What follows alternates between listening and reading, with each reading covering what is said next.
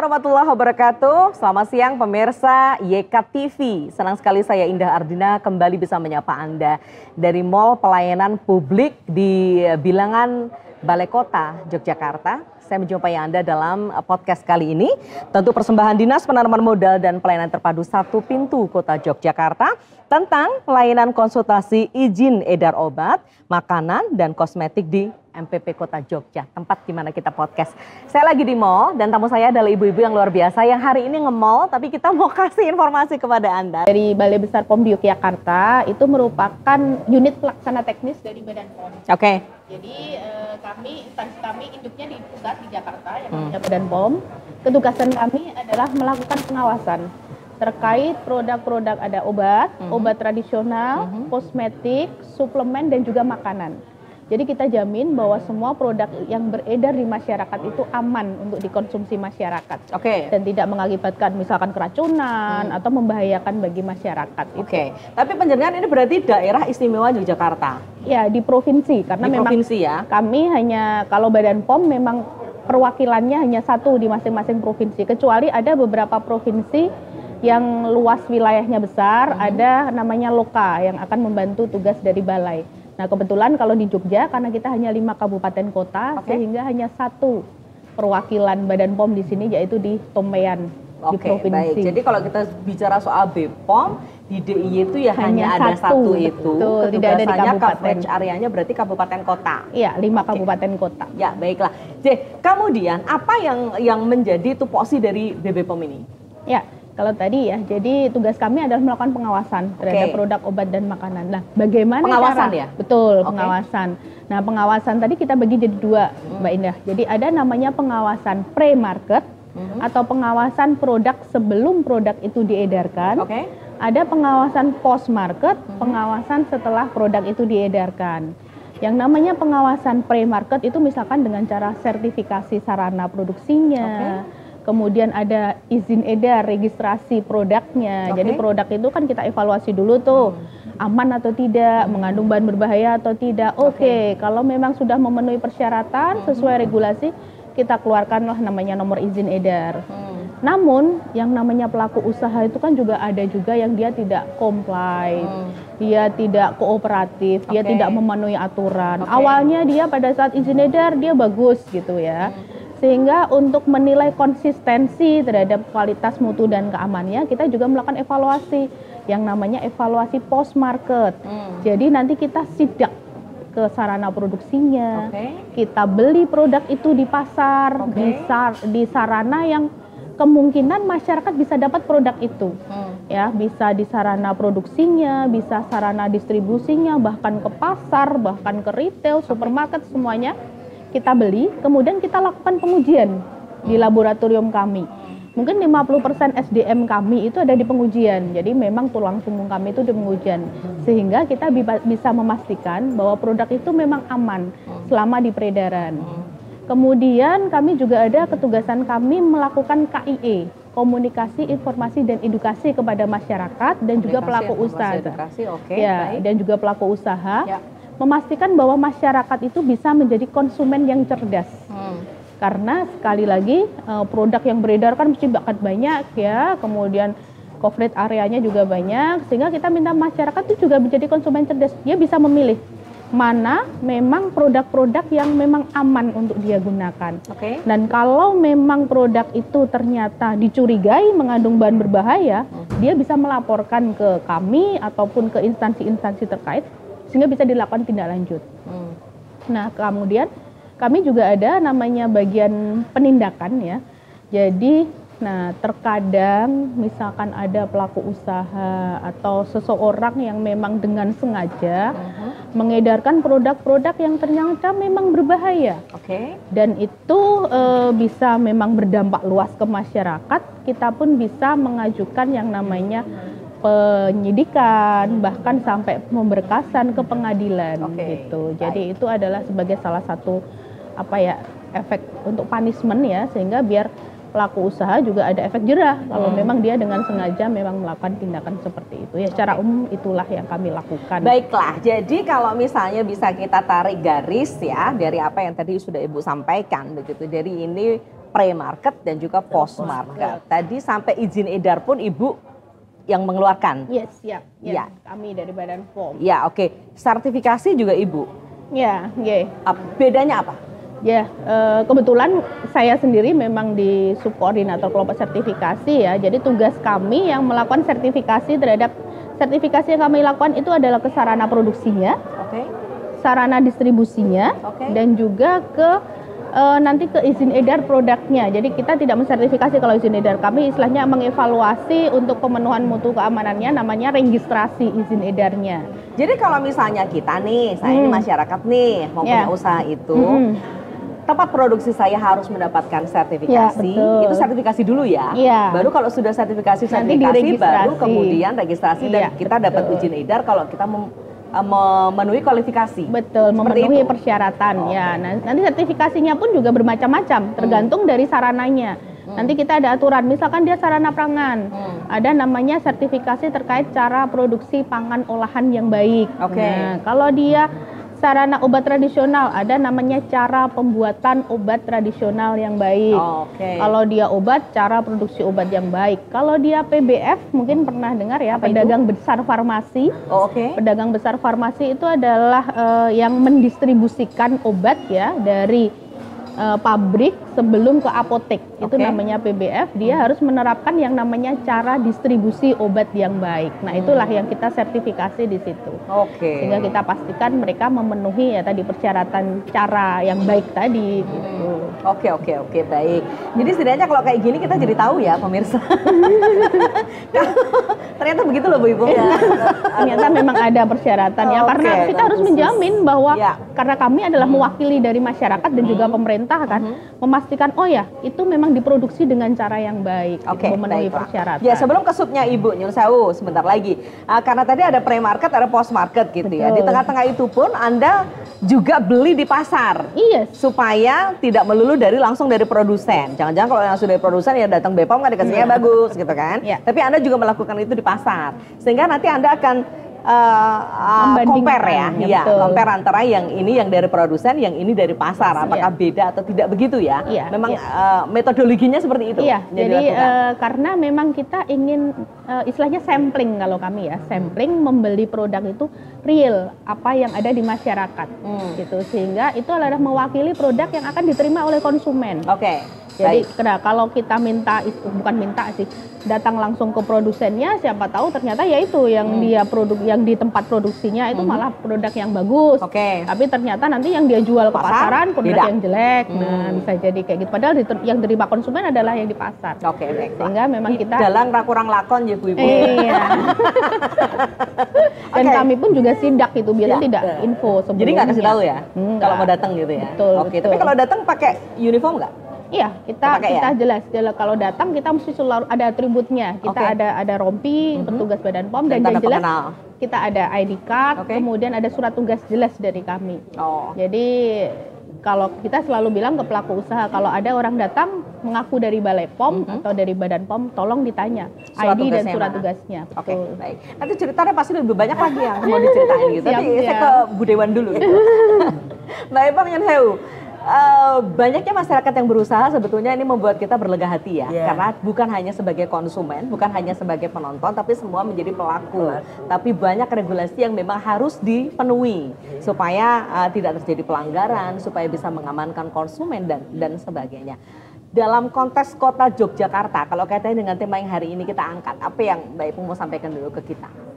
Jadi intinya kan sekarang perizinan itu kan semakin dipermudah, tapi kan ini adalah perizinan yang agak rumit juga ya, karena ini menyangkut orang banyak, karena di sini menyangkut makanan, tadi ada kosmetik dan sebagainya. Jadi harapan saya sebagai dewan antara dinas dan BP POM ini selalu bekerja sama, karena dinas tidak akan mengeluarkan izin tanpa BP POM itu sudah layak untuk dijual ke masyarakat. Karena sekarang perlu diketahui juga, jadi banyak produk-produk itu sebenarnya yang lolos juga, jadi belum memenuhi standar tapi sudah beredar di kalayak ya pasar itu yang sangat berbahaya bagi masyarakat kita, karena bagaimanapun harapan kita kan masyarakat kita itu mendapatkan produk yang aman,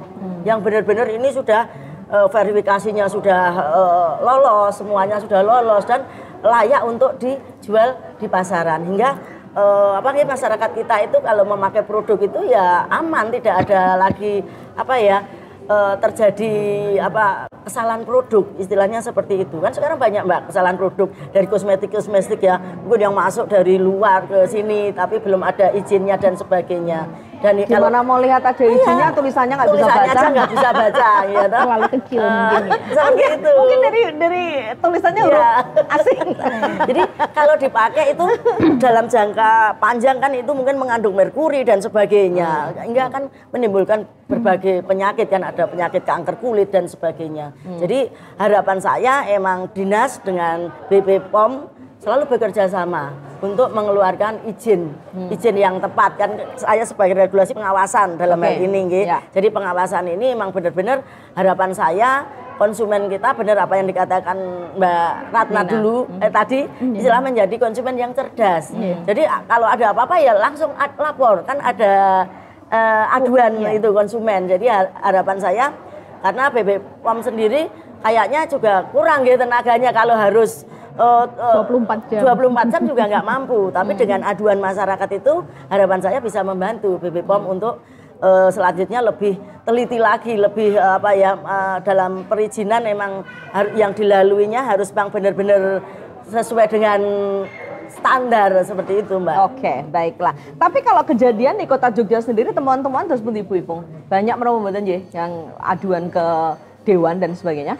Selama ini aduan ke dewan itu jarang, Mbak. Yang masalah seperti itu. Makanya harapan saya malah masyarakat itu kalau ada terjadi sesuatu langsunglah ke rumah rakyat, ke rumah dewan lah istilahnya seperti itu, hingga kami bisa menindaklanjuti nanti dengan dinas-dinas terkait seperti itu. Baiklah.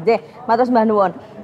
Mbak Nina, kembali lagi kita bicara mengenai apa yang dilakukan BPOM berkaitan dengan ketugasannya ya. Jadi artinya ketika makanan, kosmetik, obat atau herbal itu akan berada di pasaran, ini sebetulnya izinnya dari mana saja kecuali dari BPOM?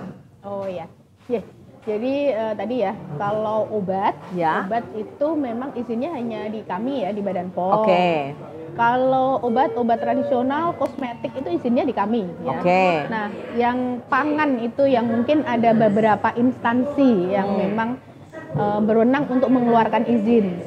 Karena tadi pangan itu kalau kita kategorikan ada 3 macam. Jadi ada namanya pangan segar. Itu contohnya padi, ikan segar, daging segar. Padi itu beras atau bukan? Ya, beras. Beras ya. Beras atau padi. Kan saya mikir, ya kan nggak ada padi, jualan padi saya ya? belum pernah beli. Beras ya, ya Ibu-ibu lagi ngobrol. Terus jadi ada namanya pangan segar. Jadi pangan segar itu pangan yang memang hanya baru dipanen gitu ya, padi juga kemudian masuk. Dijual. Nah, kemudian dijual misalkan dengan pengolahan yang sederhana tadi. Nah, itu pangan segar, itu izin edarnya ada di kementerian terkait. Misalkan kalau tadi hasil pertanian berarti Dinas Pertanian. Kalau hasil hewan berarti ada di Dinas Kelautan Perikanan, Kelautan Perikanan gitu, atau peternakan gitu. Nah, kalau pertanian biasanya kalau pangan hasil tumbuhan gitu ya tadi padi atau beras tadi itu dia izinnya namanya PD. Jadi nanti mengurus PD. Jadi PD itu kalau nggak salah produk dalam kayaknya, produk dalam kalau nggak salah ya, karena kebetulan kemenangannya dari. Jadi nanti mengurusnya ya ke Dinas Pertanian. Ya, bukan BPOM. Bukan gitu. BPOM, makanya kalau ada orang mau jualan tadi beras gitu ya tidak bisa ngurus izin ke kami. Nah, kemudian kalau dia pangan siap saji. Pangan siap saji itu misalkan usaha kuliner, mungkin juga rumah makan, angkringan dan lain-lain. Untuk sertifikasinya kita namanya sertifikat layak sehat, layak hygiene atau layak hygiene. Jadi menunjukkan bahwa sarana tersebut atau restoran tersebut memang memenuhi persyaratan hygiene sanitasinya, kebersihannya. Jadi kalau saya baca ada yang kemudian mencantumkan kayak sertifikat itunya, itu berarti sudah tersertifikat. Mohon maaf, itu tidak di BPOM, itu di Dinas Kesehatan Kabupaten. Nah, kemudian kalau dia pangan industri rumah tangga, misalnya pangan industri rumah tangga itu misalkan keripik, ya pangan yang risiko rendah, ya misalkan dia olahan keripik, abon gitu ya, kemudian snack-snack, nah itu dia diproduksi di rumah tinggal, itu izin edarnya yang namanya PIRT, kalau mungkin pernah dengar. PIRT itu kewenangannya juga di pemerintah daerah. Biasanya dalam hal ini yang penanggung jawab teknisnya ada di Dinas Kesehatan. Nah, kemudian kalau yang pangan yang industri, pangan olahan atau pangan yang risikonya tinggi ya, misalkan bakso, susu, nah itu kewenangan di Badan POM. Kami yang mengeluarkan izin edarnya. Nah, namun sebenarnya semua pangan olahan itu kita bisa mengeluarkan izin edarnya gitu. Termasuk produk pangan IRT pun kita juga berwenang untuk mengeluarkan. Dan jadi kalau pilihan ada di masyarakat mau ngurus di sini apa di sana? Ya betul. Yang jelas adalah masyarakat harus paham dulu. Dia ingin mengurus produk jenis apa, masuk kategorinya mana, nanti dia harus mengurusnya kemana. Nah, itu karena kan ya kalau memang dia produk IRT ya silahkan bisa daftar PIRT aja. Apalagi sekarang sudah dengan adanya OSS semua dipermudah. Jadi OSS itu kan semua bisa diajukan secara online dan melalui akun OSS masing-masing. Termasuk PIRT.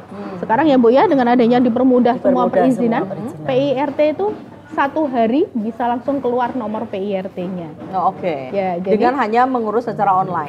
Hanya dengan mengurus secara online. Jadi nah, untuk yang BPOM ya kita sebenarnya sudah online dari dulu. Namun memang kalau kami karena kita mengevaluasinya itu ada persyaratan teknis yang harus kita evaluasi, kita ada timeline-nya. Tergantung juga dari jenis pangannya. Kalau dia risikonya rendah, sekarang juga kita ada timeline kami 5-10 hari ada bisa keluar gitu. Tapi kalau dia risikonya tinggi ya kita biasanya 30 hari evaluasi baru keluar. Betul. Yang risiko tinggi misalnya apa tadi? Bakso dan sebagainya itu. Bakso, susu, kemudian kalau yang mungkin lebih berisiko itu yang misalkan dia pangan produk bayi ya. Formula bayi, kemudian makanan pendamping ASI, dan kalau sekarang yang mulai banyak merebak itu produk pangan kaleng. Kalau kita namakan pangan produk steril komersil. Jadi produk itu dia ada proses sterilisasi sehingga dia meskipun produknya basah kan mereka ada gudeg, ada tongseng itu kan kalau secara kemas kaleng ya. Nah betul, secara normal kan paling 1 hari dia harusnya basi. Nah dengan dia kemas kaleng dia bisa disimpan di suhu ruang dan itu bisa tahan sampai 1 tahun. Tapi pasti dengan pengawet dong ya? Tidak. Tidak, karena dia tadi ada proses sterilisasi di sana. Jadi dengan disterilisasi aja sebetulnya sudah bisa awet. Nah, iya, namun kita harus evaluasi tadi karena itu termasuk pangan risiko tinggi. Kalau tidak benar sterilisasinya itu malah nanti bisa mengakibatkan keracunan pangan. Sehingga kita mengevaluasinya juga harus istilahnya lebih hati-hati gitu.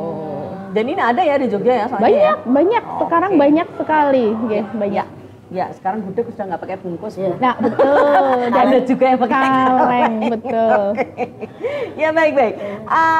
Bu Ipung, Nyun Sewu, kalau misalnya, kan memang kita punya Jogja Smart Service ya. Jadi artinya apa saja sih sebetulnya bisa kita komunikasikan di situ. Jadi kalau misalnya masyarakat masih bingung nih, saya harusnya ke BPOM atau saya harusnya ke dinas, itu bisa dilayani di situ ya Bu? Jadi artinya bisa berkomunikasi? Bisa, jadi konsultasi ya? Konsultasi, jadi kan kita berusaha dari hari ke hari itu perizinan masyarakat itu semakin dipermudah. Jadi orang tidak harus datang ke sini, tadi dari rumah dengan internet, online itu sudah bisa terlayani. Jadi semuanya tuh serba mudah Mbak sekarang. Jadi kita nggak harus susah-susah ya kayak dulu mungkin perizinan itu harus bolak-balik. Sekarang tidak, mungkin perizinan 1 hari sekarang sudah muncul izinnya seperti itu. Jadi kan kita berusaha dengan pemerintah kota istilahnya bagaimana itu memberikan pelayanan masyarakat yang plus istilahnya plus. Jadi agar masyarakat itu semakin nyaman dalam menguruskan perizinan. Jadi mereka yang biasanya malas ngurus izin, dengan adanya kemudahan-kemudahan ini kan tergerak hatinya untuk mengurus perizinan semuanya, seperti itu Mbak. Oke, jadi bagaimana pelayanan prima ya, karena Yogyakarta menuju Indonesia melayani, katanya gitu. Oke, baik.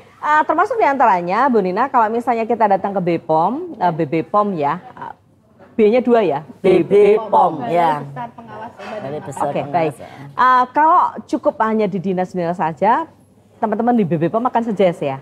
Ini cukup di sana saja atau seperti apa? Ya. Jadi gini, kami Badan POM untuk pelaku usaha ya, untuk pelaku usaha kita senantiasa mendampingi mereka. Tadi kalau misalkan ada kesulitan dalam rangka registrasi, pendaftaran, itu kita selalu ada konsultasi dan juga pendampingan secara baik itu onsite ya, kita datengin ke sarananya, oh ya nanti saranin di sana sampai ya nanti kita ajari bagaimana pengajuan melalui OSS, karena sekarang memang semua pengajuan kami pun juga harus mulai portalnya harus dari OSS semua, dari NIB, sehingga dan kalau masyarakat tadi membutuhkan layanan informasi, kita kalau jelas kantor kami ya, kami ada layanan informasi di Unit Layanan Pengaduan Konsumen Balai Besar POM di Yogyakarta, alamatnya di Tompean, Tegalrejo, Yogyakarta. Itu dari Senin sampai Jumat, mulai dari jam 7:30 sampai kami jam 4 sore. Ini offline ya? Offline. Nah, kemudian selain itu kita juga offline di sarana kantor-kantor mall pelayanan publik. Termasuk di sini ada ya? juga ada. Gimana ya. Mbak anunya? Di sebelah sana ya. Jadi masuk pintu masuk terus menuju sebelah kanan. Iya, kanan. Jadi kita sudah tergabung di mall pelayanan publik di kota, kemudian di Sleman dan di Kulon Progo. Jadi tujuannya agar kita lebih mendekati ke masyarakat sehingga masyarakat lebih terlayani gitu. Nah, kemudian selain itu kita juga ada layanan konsultasi melalui online ya, ada nomor telepon, kemudian ada WhatsApp juga yang bisa diakses dan itu bisa kita layani. Dan kemudian tadi kalau untuk pendampingan pelaku usaha mungkin tidak hanya cukup hanya konsultasi ya, tapi biasanya kan kita harus lebih enak tatap muka, kemudian kita datang langsung ke sarananya, karena untuk pendampingan ke sarana akan susah kalau kita hanya membayangkan, oh ya Bu tempat baksonya itu ruangannya seberapa, nah kan susah ini prosesnya seperti nggak lagi cerita apa. Baksonya besarnya seberapa ya? Kita tempat produksinya, sehingga kita lebih mungkin komprehensif dalam pembinaannya kita datangin. Jadi nanti silahkan datang ke Balai POM, memberikan informasi, dia butuh pendampingan kita akan datangin. Jadi sebentar, ini kalau misalnya panjenengan diaturi rawuh ke tempat-tempat pelaku usaha gitu gratis nggak? Gratis. Jadi kita pastikan bahwa itu semua adalah layanan kami untuk masyarakat. Kami sudah dibayar oleh negara ya, karena kami termasuk ASN gitu yang dapat gaji negara dan termasuk biaya operasional semua. Termasuk jadi kita tidak menerima apapun dalam bentuk apapun gitu. Malah kadang kalau misalkan ada pelaku usaha, nanti saya sampaikan, nanti kalau saya terima itu malah urusannya panjang gitu. Tapi kita harus laporan ke sana kemari. Jadi itu, dan kami pun Badan POM kita, terutama Balai Besar POM di Yogyakarta, kita sudah meraih WBK dan juga WBBM. Artinya sudah tidak ada lagi yang namanya gratifikasi dan lain-lain. Dan kalau memang itu terjadi, silahkan dilaporkan. Jadi semua gratis. Ya, komit ya mengenai hal ini. Ini luar biasa. Perlu saya tanyakan dong gratis atau enggak? Iya. Free. Karena masyarakat pasti akan bertanya. Artinya kalau misalnya saya gini, saya kalau didatengin sih sudah tahu kalau ini didatengin gitu. Cuman kalau misalnya kita yang undang, misalnya ingin konsultasi, ini gimana ya Bu, tempat saya untuk produksi ini sudah layak atau belum dan sebagainya kan, siapa tahu masih ada ketakutan bahwa ini berbiaya dan sebagainya. Ternyata gratis ya. Selain pendampingan secara offline gratis, kita juga ada namanya layanan pengujian gratis juga. Jadi gini, dalam rangka tadi kan registrasi produk, itu kan untuk menilai bahwa produk itu aman, itu kan kita minta pelaku usaha untuk memberikan yang namanya sertifikat hasil analisa produknya. Dari siapa ini hasil? Nah, itu harus dilakukan di laboratorium. Nah, nanti apakah mandiri dilihat, dilihat cemaran mikronya, logam beratnya gitu. Apakah itu memang melebihi batasan yang diperbolehkan atau tidak?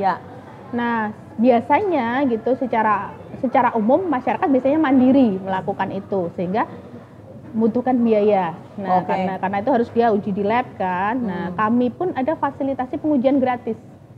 Jadi kalau dia dalam rangka registrasi, kita lakukan pengujian gratis di Balai POM, sehingga itu jadi nggak usah perlu repot-repot deh. Betul. Jadi sekarang kalau kalau mungkin di luaran sana ada kedengaran ngurus di BPOM susah, biayanya mahal, silahkan datang ke Balai POM, kita akan buktikan bahwa itu adalah hoax semua. Oh, oke. Kita akan buktikan. Jadi nggak usah secara mandiri, datang aja ke sana, nanti akan diuji. Bawa apa? Bawa produknya. Nah, tapi kalau diuji memang kita ada persyaratan dalam artian gini, dia memang benar-benar mau mengurus izin edar ya, kemudian dia juga sarana produksinya sudah memenuhi.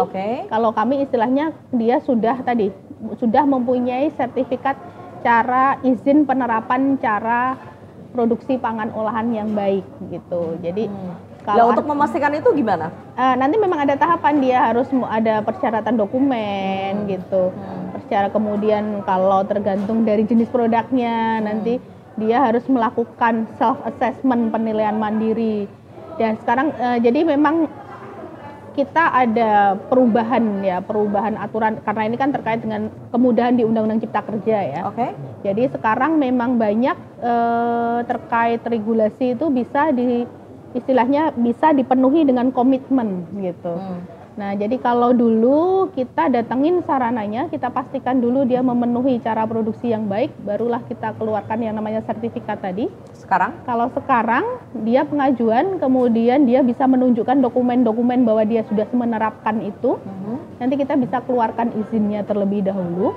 Nanti kita akan melakukan verifikasi dalam waktu 1 tahun. 1 tahun? 1 tahun. Jadi nanti kita kasih kesempatan dia untuk memenuhi tadi dalam waktu 1 tahun gitu. Tapi selama 1 tahun itu dia masih boleh berproduksi? Sudah boleh berproduksi. Sudah boleh memasarkan? Sudah gitu. Namun kalau memasarkan nanti dia harus registrasi dulu produknya. Kalau tadi kan secara sarana. Jadi proses sertifikasi itu kan ada sarananya dulu kita periksa. Sarananya memenuhi, barulah nanti produknya kita periksa dengan uji laboratorium salah satunya gitu. Oke. Jadi senyampang dengan itu bisa kemudian mengurus perizinannya. Karena memang sekarang kan ruhnya kan semua kan serba dipermudah ya Mbak ya. Jadi jangan sampai pelaku usaha tadi ngurusnya aja udah lama, sehingga kapan nanti dia mulai jualan gitu kan. Nah kalau sekarang dengan adanya komitmen tadi, saya komit akan menerapkan CPPOB dan saya bisa menunjukkan bahwa tempat produksi saya bersih, semuanya bersih, nanti kita bisa keluarkan itu. Nah nanti selama jangka waktu 1 tahun tetap kita akan verifikasi lapangan juga. Ini 1 tahun itu 12 bulan.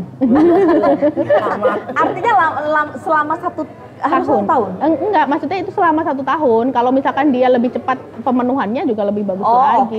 Dia dikasih kesempatan sampai 1 tahun. Ya, baiklah. Gitu. Kirain baru kemudian itu akan enggak. Nanti kita pun akan melakukan pembinaan dalam rentang 1 tahun. Karena Anda juga akan melihat konsistensi ya. Betul. Baik. Salah maksud kita Pipo. Sudah clear ya. Jadi artinya seperti itu. Oke, baik. Sepertinya banyak yang dilakukan BPOM ya, Bung ya. Kalau melihat seperti ini gitu. Sehingga kadangkala masyarakat karena mereka mungkin ada juga beberapa di antaranya adalah pengusaha newbie gitu ya. Seringkali kan masih merasa bahwa nggak usah ngurus BPOM-nya dulu lah, nanti kesulitan dan sebagainya. Tapi penjenengan tadi sudah katakan ke kita bahwa semuanya akan dibantu sepanjang itu memenuhi, nanti pasti akan. Kalau belum memenuhi kenapapun pasti akan kita carikan solusinya. Gitu ya. Kemudian selain itu tadi Bu Ipung sampaikan kita pun juga berkolaborasi dan bersinergi baik dengan dinas dan baik itu provinsi maupun kabupaten kota. Mitra penjenengan dinas mana saja? Sering interaksi ke kami banyak ya, dari dinas kesehatan, dinas koperasi, dinas perindustrian. Jelas sekarang dinas perizinan juga karena kita juga tergabung di MPP, dinas pertanian juga. Kemudian sekarang pun kita juga kolaborasi dengan BRIN kalau dulu LIPI istilahnya. Sekarang BRIN juga kita sekarang juga mulai sejalan dengan program dari kampus Kampus Merdeka. Kita pun juga kerjasama dengan universitas gitu. Nah, dukungan dari lintas sektor itu istilahnya all out ke kami gitu. Jadi kayak dinas koperasi, dinas perindak itu rutin tiap tahun dia sudah menganggarkan tadi untuk fasilitasi UMKM tadi. Jadi setahun bisa sampai 100 juta mereka anggarkan untuk fasilitasi UMKM yang dalam rangka MD. Oke. Gitu. Jadi istilahnya kalau pelaku usaha di DIY ya, saya mengatakan di DIY Kopen ya? Ya, kopen istilahnya, betul. Jadi itu satu kata yang paling gampang menjelaskan. Asalkan Anda komit ya, Oke. kita akan kasih kemudahan. Jadi jangan takut dengan biaya. Sudah ada dinas yang akan menanggung. Oke, baiklah. Bu Ipong, ini salah satu bukti bahwa sebetulnya negara hadir untuk untuk rakyat ya. Dalam hal ini memberikan kemudahan berusaha, termasuk kalau misalnya memang harus ada pengurusan yang ada kaitannya dengan sebuah instansi pun disupport secara biaya dan sebagainya. Ya, oke. Baik. Saya yakin dan percaya Komisi B Panjenengan Bu Ipong bersama dengan kawan-kawan ini seringkali juga ke mitra-mitra panjenengan jadi artinya ke dinas-dinas dan sebagainya kaitannya dengan kalau tema kita soal bagaimana izin edar dan sebagainya, apa yang sudah masuk ke Komisi B komunikasinya. Jadi kita selalu berkomunikasi dengan dinas terkait dengan BPOM itu kan banyak sekali ya, dinas kesehatan, di situ ada dinas pertanian, itu juga masuk komisi saya. Jadi kita selalu mengadakan sebuah pertemuan kalau emang kira-kira saya ada sesuatu hal yang ingin kita bicarakan, ya dinas-dinas terkait kita panggil. Dalam arti saya ingin dinas-dinas ini semakin memberikan pelayanan kepada masyarakat itu dengan sebaik-baiknya.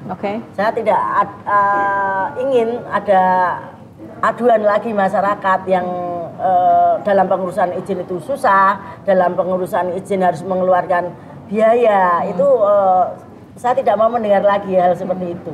Jadi harapan saya, BPOM juga tadi melayani masyarakat dengan sepenuh hati, setulus hati. Dalam hal ini kan karena semua pembiayaan sudah ditanggung oleh negara, Mbak. Jadi istilahnya masyarakat kita akan lebih mudah lagi, dan mungkin mereka keberatan dengan biaya untuk tes dan sebagainya, kan sekarang di BPOM sudah ada tes gratis dan sebagainya. Jadi harapan saya di BPOM itu dipegang oleh orang-orang yang benar-benar memang profesional ya, tidak ada lagi istilahnya harusnya yang tidak lolos tapi diloloskan, itu tidak ada lagi. Jadi kan saya memang ingin BPOM juga di perizinan itu dipegang oleh orang-orang yang memang profesional, setulus hati, istilahnya yang komit ya, komit dengan masyarakat. Oke, baik. Masih ada nggak sih Mbak Nina yang seperti itu? Lewat belakang deh dapat? Tidak ada, saya jamin tidak ada di badan pintu POM, belakang ditutup ya. Karena belakangnya tembok. Ya, kalau ya kami ya tadi ya kami di Balai Besar POM Yogyakarta kita tadi ya sudah WBK, BBBM gitu ya, dan sekarang kita juga sedang berusaha untuk meraih yang namanya pelayanan prima. Nah, kemarin kita sudah mulai dievaluasi oleh Kemenpan. Semoga aja mendapatkan kabar baik dari hasil evaluasi kemarin untuk mendapatkan pelayanan prima. Berapa teman-teman di BPOM? Kalau ASN kami ada 100-an gitu, ada yang non ASN juga ada sekitar 30-40-an gitu. Dan makanya mungkin memang secara SDM ya kami terbatas ya, karena kita harus meng-coverage seluruh DIY gitu. Jadi hampir 150 tenaga untuk seluruh daerah istimewa Yogyakarta. Oke, baik. Nah, kalau di subnya Bu Nina sendiri? Oh ya, kalau kebetulan kami ada namanya kelompok pemeriksaan ya. Jadi kelompok pemeriksaan itu yang melakukan tadi pengawasan pre dan post market untuk khusus lapangannya. Nah, kalau di saya disertifikasi itu untuk pre marketnya. Jadi kalau tim saya kebetulan kita ada bertujuh dengan saya ya. Kemudian kalau yang di post market yang datang ke sidak-sidak tadi gitu ada teman-teman ada sekitar 15 orang ya. 15 orang. Jadi dan dari 20 orang tadi itu hanya satu yang laki-laki, semuanya perempuan. Jadi yang ke lapangan itu adalah yang datang ke sidak itu adalah kebanyakan teman-teman perempuan semua gitu. Ya kadang ya datang ke sarana penjual obat tradisional, jamu gitu. Ya kadang harus Apa siap. bedanya? Harus siap gitu. Oke, Ya, ada perlawanan dari masyarakat? Kadang ada juga yang tidak comply gitu ya. Oh, masih ada yang seperti itu ya? Ya biasanya sih untung aja kalau ini ya, mungkin karena secara apa ya, kultur ya, kita itu kan di IY itu mungkin lebih apa ya, lebih kooperatif ya dibandingkan di luar Jawa gitu. Ya, jadi jawabannya bukan banyak. Kalau masih pun ya paling masih ada. Ya paling masih ada. Tertangani gitu ya, bisa lah. Gitu. Ini kenapa? Memang tenaganya banyak yang perempuan soalnya ya? Ya nggak tahu ya, mungkin kalau Badan POM memang kayaknya di seluruh Badan POM memang mayoritas. Lebih banyak perempuan ya? Mungkin lebih dari 80% adalah perempuan. Tapi perempuan sekarang tamu-tamu. Iya, betul. Iya. Atau mungkin kalau perempuan malah lebih banyak dan mungkin kalau perempuan malah pelaku usahanya nggak berani untuk fight ya, takutnya kalau laki-laki nanti kan malah jadi kalau kan kasihan kan, jadi tidak berkonflik ya, tidak kalau perempuan ya konfliknya secara aja kepengurusan perdata. Oke, tapi kita bisa belajar dari kasus sebetulnya ya kan, kalau ya masih perlu diakui kadang-kala awareness masyarakat agak kurang ya untuk seringkali aja kalau makanan juga banyak gitu biasakanlah baca ininya expired dan sebagainya, label dan sebagainya. Boro-boro ingredientnya apa? Kadang-kala expired date-nya aja juga seringkali lupa. Oke, tapi ini menyentuh kita semuanya supaya itu kita lakukan baik itu konsumen, lebih-lebih kalau produsen gitu. Oke, kasus di apa yang sekarang ini sedang banyak ditangani Mbak Nina? Kalau untuk pelanggaran dan sebagainya masih ada? Ya adalah 1-2. Lebih kemana? Gitu kosmetik, ya. Makanan? Kalau untuk di DIY sendiri sih mungkin tidak sebanyak temuan di tempat lain ya. Kalau di tempat kota nggak ada kan? Enggak. Oke. Aman Bu Ibu? Aman. Kalau di kabupaten lain itu bisa jadi memang masih banyak ditemukan produk obat tradisional misalkan mengandung bahan kimia obat gitu. Kalau obat tradisional nggak boleh ya? Iya, nggak boleh. Jadi dengan kimia obat? Tidak boleh. Ya, apalagi kalau dia ditambahkan bahan kimia yang misalkan dia paracetamol, diclofenac dan lain-lain itu kan tidak diperbolehkan ditambahkan. Meskipun mereka akan bilang, loh ini kan kalau misalnya dipakai sebagai obat kimia kan juga aman bagi masyarakat, tapi bukan seperti itu. Tidak. Jadi mungkin gini, kalau obat tradisional itu tidak boleh ada bahan kimia obat. Kalau tadi saya mengatakan paracetamol itu memang bahan kimia obat. Namun dia memang boleh digunakan, namun kan ada aturannya. Ada dosisnya, ada indikasinya, dan kadang untuk obat-obat tertentu malah harus resep dokter. Artinya terkawal keamanannya bagaimana. Nah, kalau dia obat tradisional itu ditambahkan bahan kimia, kita nggak tahu bahan kimianya apa yang ditambahkan, seberapa banyak. Kadang dulu saya pernah di laboratorium ya, kami pun ketugasan kami kan juga berpindah-pindah ya, tidak hanya disertifikasi di laboratorium. Saya pernah menguji sendiri gitu ya. Satu produk itu bisa jadi dia mengandung bahan kimia itu lebih dari 3. Jadi ada paracetamol, ada diclofenac gitu, kemudian nanti ada antalgin gitu ya. Jadi ini bukan merek loh, itu jenis ya. Iya, kalau itu adalah bahan kimianya gitu. Jadi kalau dia dikonsumsi oleh manusia gitu,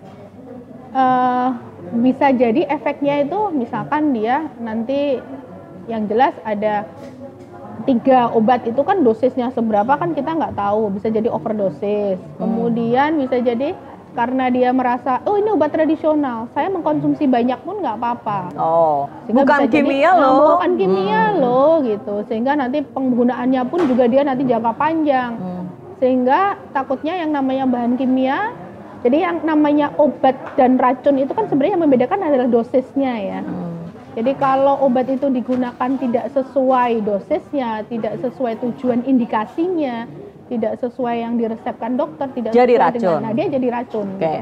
Sama, BKO pun tadi bahan kimia tadi bisa juga menjadi racun, sehingga nanti bisa berdampak buruk pada tubuhnya. Bisa jadi ginjalnya yang kena dan lain-lain. Gitu. Kalau menemukan kasus yang seperti ini, tindakannya sampai kemana kalau BPOM? Jadi kami ya, nanti kita akan pertama kita memberikan laporan jelas ya, laporan ke pusat ya, ke Badan POM, kemudian nanti tergantung dari produk itu produk mana. Kalau selama ini memang produk BKO yang ditemukan di wilayah DIY itu bukan produknya DIY. Ya, jadi produk luar DIY ya. Mungkin ya adalah sudah bukan ke BP POM DIY lagi. Nah, kalau luar DIY yang bisa menindaklanjuti nanti adalah Balai POM setempat. Oke, tempat di mana dia diproduksi. Betul, kita akan koordinasi ke Balai POM misalkan Surabaya gitu untuk menindaklanjuti. Oke. Kemudian tapi Anda bisa menarik produk itu kalau beredar di Jogja? Bisa. Bisa ya? Nah, nanti kita pun bisa melakukan penelusuran apakah dia di sini ada distributornya. Oke. Nah, kalau memang dia ada distributor resminya dia, gitu, maksudnya resmi bukan resmi dalam artian izin ya. Kalau dia ternyata distributor kemudian dia dengan sengaja mengedarkan produk yang tadi berbahaya tadi, ya kita bisa nanti kita kan tadi kan ada namanya bagian penyidikan ya, penindakan ya. Yang dia tugasnya melakukan penyelidikan sampai pemberkasan dan kita bisa ajukan ke kejaksaan gitu kasus itu. Kalau meskipun memang produksinya tidak di sini, tapi jadi, karena diedarkan di sini, ada distributor di sini, itu bisa dilakukan. Tapi atas juga koordinasi dengan BB POM tempat di mana dia produksi. Baiklah. Kadang-kala mungkin sebagai masyarakat tidak terpikirkan sampai di sana, tapi dengan begini kita menjadi tahu ya apa yang dilakukan BB POM katanya. Bu Ipung ini kita kayak kuliah. Belajar. Kadang kan masyarakat taunya BB POM itu jalannya hanya pada saat mau lebaran gitu kan. Mau lebaran sidak-sidak parcel. Sidak-sidak parcel gitu. Padahal kami itu ya tiap hari sidak gitu. Cuman Ibu nggak usah curhat ya. Padahal kita cuma bedanya satunya diikuti wartawan, satunya enggak. Gitu. Kita apresiasi Bu, luar biasa memang seperti itu. Bu Ipung, ada tuh tugas-tugas dewan yang memang harus dilakukan ya. Jadi kalau secara regulasi itu sebenarnya sudah cukupkah sebetulnya kalau kita bicara soal izin edar, soal pengamanan dan sebagainya, sehingga semuanya masyarakat akan terselamatkan gitu. Jadi intinya begini, kita sebagai dewan yang sebagai pengawas kita ngawasi dari BB POM-nya juga dari perizinan yang ada di sini, dalam arti tadi pengawasan. Jadi intinya kalau aduan masyarakat itu jarang terdengar kan berarti sudah bagus jalan mereka, walaupun ini tadi ada berapa 150 nggih pegawai yang di DI itu sebenarnya masih kurang Mbak, karena DI kan luas, jadi ada 4 kabupaten 1 kota, jadi kan Bu Ratna ini harus puter ya semua, mungkin ke pasar-pasar kemanapun, karena sekarang banyak sekali kan kayak makanan-makanan kecil kayak ciki-cikian dan semuanya itu sebenarnya banyak juga yang makanan itu sebenarnya berbahaya untuk anak-anak kita gitu loh, yang sebenarnya tidak layak dimakan untuk anak-anak kita, tapi karena ya tadi masih kurang, sebenarnya kurang Mbak, sangat-sangat kurang, karena dari 150 harus mengawasi se-DIY seperti itu. Harapan saya ya mungkin itu nanti dibagi-bagi Mbak, dibagi-bagi di wilayah-wilayah. Jadi yang sering terjadi itu kan kadang di pelosok-pelosok Mbak. Coba saya masih banyak menemui makanan-makanan kecil yang ini sebenarnya tidak layak untuk dikonsumsi oleh anak-anak kita. Sebenarnya kan malah itu yang balita ya yang sering jajanan-jajanan seperti itu. Itu harus mungkin dari BB POM harus lebih diawasi lagi, lebih diperkuat pengawasannya dalam hal yang makanan-makanan kecil untuk anak-anak. Karena itu sangat berbahaya, Mbak. Diangkut aja sama Bu Ipung mestinya ya. Bu Nena masih membutuhkan regulasi tambahan yang seyogianya akan dipikirkan sama teman-teman dewan. Iya, sama teman-teman dewan. Nanti bisa disampaikan kalau itu masih memang BB masih kurang, ada yang kurang, BB POM masih ada, Bu saya harus perlu ini dan semuanya fasilitas yang harus ditambah, itu nanti bisa kita anggarkan. Monggo silakan Bu Nina. Ya mungkin kalau terkait regulasi ya, karena payung hukumnya sudah cukup. Iya, maksudnya gini, kalau kami kan di balai itu memang kita tidak ada unit yang istilahnya yang kompeten untuk membahas tentang regulasi gitu. Karena regulasi nanti biasanya di pusat ya, di Badan POM. Jadi kalau di kami adalah unit pelaksana teknisnya. Jadi kita yang melaksanakan regulasi. Jadi biar dipikirannya pusat gitu ya. Tapi artinya ketika Anda bergerak itu tidak kemudian terkendala. Loh ini aturan ini kan nggak ada, tidak terkendala itu ya? Selama ini saya pikir tidak ada sih. Kita udah cukup sih gitu. Kemudian tadi ya menjawab Bu Ipung ya. Jadi kalau untuk tadi ya untuk pangan-pangan yang memang dia khusus untuk balita gitu, memang kita ada regulasinya tersendiri. Jadi memang dia termasuk pangan istilahnya kalau kami pangan fungsional ya, pangan fungsional sehingga memang secara persyaratan dia lebih rigid lah gitu. Tidak semudah tadi PIRT yang sehari keluar gitu. Sehingga kalau kami istilahnya dia harus memenuhi nanti persyaratan yang program manajemen risiko. Nah, itu jadi ada pentahapannya dan lain-lain. Jadi insya Allah untuk produk-produk risiko ya termasuk tadi pangan untuk balita gitu ya kita akan konsisten dalam pengawasannya gitu. Oke, baiklah. Kalau kaitannya dengan bagaimana layanan konsultasi yang tadi kan di sini kan ada, di Tompean juga pasti ada dan sebagainya. Tapi karena coverage areanya adalah daerah istimewa Yogyakarta, lebih-lebih misalnya di kota gitu. Anda sering nggak sih Bu ke masyarakat gitu turun misalnya masuk sosialisasi di mana-mana gitu? Sering ya? Sering. Ini dia Pak, sendiri atau kaitannya dinas? Kalau jadi kami ada namanya layanan informasi ya, layanan informasi. Jadi ada kegiatan KIE kami yang itu merupakan kegiatan kami. Jadi kita menyelenggarakan KIE ada ke sekolah, kemudian juga ke sarana-sarana produksi, sarana distribusi dan juga ke masyarakat ya. Kalau masyarakat melalui apa biasanya? Biasanya kelurahan, kita kecamatan? Ya kerjasama semacam itu. Kemudian kalau kota kita juga Kemantren ya namanya ya. Kemantren sekarang dan kita pun juga menyediakan tenaga. Misalkan lintas sektor, Kemantren atau dari PKK pun membutuhkan informasi kita akan siap datang. Itu mereka ada kegiatan nanti monggo silahkan berkirim surat ke kami gitu ya, bisa melalui email atau apa, nanti kapan pelaksanaannya kita akan siap dan dia membutuhkan informasi tentang apa. Nanti kita akan siap datang untuk memberikan informasi. Kalau mereka yang organized by dinas, biasanya kan memang langsung sudah ada ya program-program tertentu yang ini harus ini dan sebagainya. Tapi kalau itu basicnya adalah masyarakat boleh mengajukan. Boleh, silahkan. Untuk bisa konsultasi, sosialisasi dan sebagainya. Pun mereka belum dalam konteks akan berusaha. Boleh, tetap dilayani. Boleh. Karena kan kita juga memberikan edukasi tidak hanya ke pelaku usaha, tapi ke masyarakat. Bagaimana cara menjadi konsumen yang cerdas. Bu kasih tahu dong ke kita gimana caranya supaya jadi konsumen cerdas. Habis siap. ini mau diajak belanja Bu Ipung soalnya saya. Pertama ya, jadi terima kasih nih Mbak Indah malah kesempatan ini ya ke masyarakat gitu ya. Jadi pertama tadi kalau kami istilahnya untuk mencari konsumen yang cerdas itu tipsnya itu ada kepanjangan namanya klik gitu. Klik KLIK. K-nya itu cek kemasannya gitu. Nah, kemudian apakah kemasannya utuh atau tidak? Apakah ada rusak, ada cacat, lubang atau tidak, penyok atau tidak. Kemudian cek labelnya. Nah, kalau di label kita ada namanya harus lengkap nggak labelnya. Pertama, apakah ada nama dagangnya apa gitu. Kemudian dia diproduksi oleh siapa. Kemudian komposisinya apa gitu. Kemudian kadaluarsanya ada nggak, kode produksi ada nggak gitu. Dan juga yang sering yang kadang orang terlewat yaitu kadaluarsa tadi ya gitu.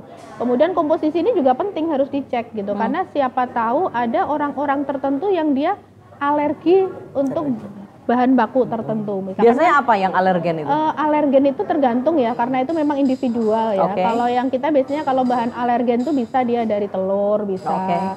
Kemudian dia dari misalkan ikan laut gitu ya, karena kan biasanya kan antihitaminnya kan dia tinggi, ada misalkan kayak kepiting dan lain-lain itu juga kerang dan lain-lain. Kemudian ada juga yang dia alergi gluten, jadi ada yang dia sereal itu bisa jadi juga ada yang alergi juga gitu kan. Nah itu kemudian selain itu cek untuk izin edarnya ya, label. Di sebelah mana izin edar itu kan ada? Klik kan KLI. Nah, kalau izin edar nanti tergantung dari jenis produknya apa. Misalkan dia produk pangan, izin edarnya kalau kami namanya BPOM RIMD diikuti 12 digit angka. Atau PIRT diikuti 15 digit angka. Nah, kalau untuk BPOM MD kadang kan kita melihat angkanya kan kecil-kecil ya gitu. Nah, di kemasan yang izin edarnya BPOM ada namanya QR code. Sekarang semua sudah pegang HP ya. Nah, bisa menginstal yang namanya BPOM Mobile-nya Badan POM. Nanti di situ ada menu scan code. Jadi nanti tinggal aja kemasannya itu nanti diarahkan ke itu HP-nya, nanti dia akan langsung otomatis mengeluarkan data identitas produknya. Jadi gampang ya caranya. Gampang sekarang. Jadi nanti kita kalau dia palsu kan sudah langsung tidak ada di situ. Kalau nggak muncul berarti palsu. Nggak muncul bisa jadi palsu atau bisa jadi kadang QR code-nya memang ada kendala sih ya. Kita pun juga namanya manusia, produk ya bisa jadi ada kesalahan. Tapi kalau secara umum harusnya langsung terdeteksi gitu. Yang muncul apa aja itu? Semuanya nanti ya? Ada nama dagangnya ada, produksinya siapa, alamatnya mana gitu ada, dan nomor MD-nya berapa itu akan muncul langsung. Wah, ini memudahkan ya, misalnya ada sesuatu kasus keracunan gitu kita langsung tahu ya. Asalkan memang dia izin edarnya Badan POM. Jadi untuk BPOM Mobile tadi bisa mengakses semua izin edar yang dikeluarkan oleh Badan POM. Ini lewat apa? Play Store? Play Store bisa, Play Store. Jadi namanya BPOM Mobile. Nah tadi kalau pangan namanya MD ya, BPOM MD. Nah kalau dia obat tradisional namanya POM TR. Diikuti 9 digit angka. Gitu. Kemudian kalau dia obat itu mungkin agak rincit ya, ada 3 huruf, kemudian ada 12 angka dan lain-lain. Ya. Kalau dia melihat rempongnya seperti itu, apakah ada yang memasukkan? Masih ketemu nggak? Ada, bisa jadi ada juga. Jadi sebetulnya cerdas ya? Dalam tanda petik.